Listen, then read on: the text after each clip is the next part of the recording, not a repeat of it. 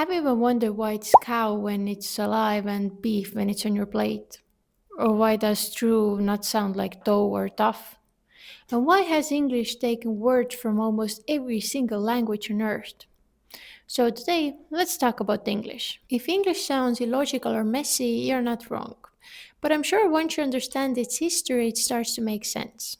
So English didn't really grow normally. It survived invasions and got mixed with many different languages. And therefore, English isn't just one language, it's more like a language built from different pieces. Around 1500 years ago, tribes called the Angles, Saxons, and Jutes came to Britain, and they spoke early Germanic languages, which became Old English. And if you saw Old English, you would probably not understand it. It looked like this. And that's the beginning of Beowulf. It looks more like German than modern English. All these words are actually Germanic, and they're the foundation of English. So originally, English was a normal Germanic language until everything changed. Around the 8th to 11th centuries, Vikings from Scandinavia invaded parts of England, and they spoke Old Norse. And Old English and Old Norse sound pretty similar, but not identical. And when two languages that are similar enough start to mix, something interesting happens. People simplify. So words lose their endings, words get borrowed, and people even simplify the grammar. So, for example, these words all come from Old Norse. And even though English grammar started losing complexity around this time, the biggest change was still coming. In 1066, a huge event happened, the Norman Conquest. A French speaking ruler, William the Conqueror, invaded England. For about 300 years, the king spoke French, the government used French, and even the courts used French. But ordinary people still used English. So now England had two languages, English for common people and French for power.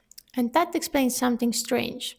For example, farmers used the Germanic word cow, but the rich people used the French word which became beef. And that's why two languages living in one country created double vocabulary.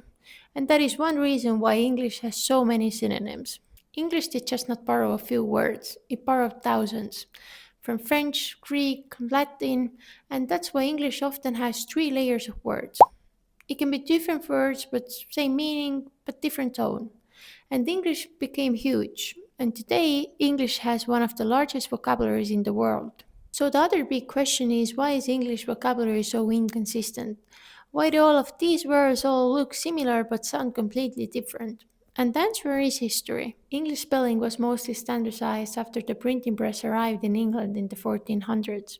And one of the key figures was William Caxton, who introduced printing to England. But pronunciation kept changing over time. And the period of major pronunciation change is called the Great Vowel Shift. So pretty much the spelling froze, but pronunciation moved forward. So, in conclusion, unlike some languages that try to protect themselves, English is extremely open. For example, it happily borrows words like this.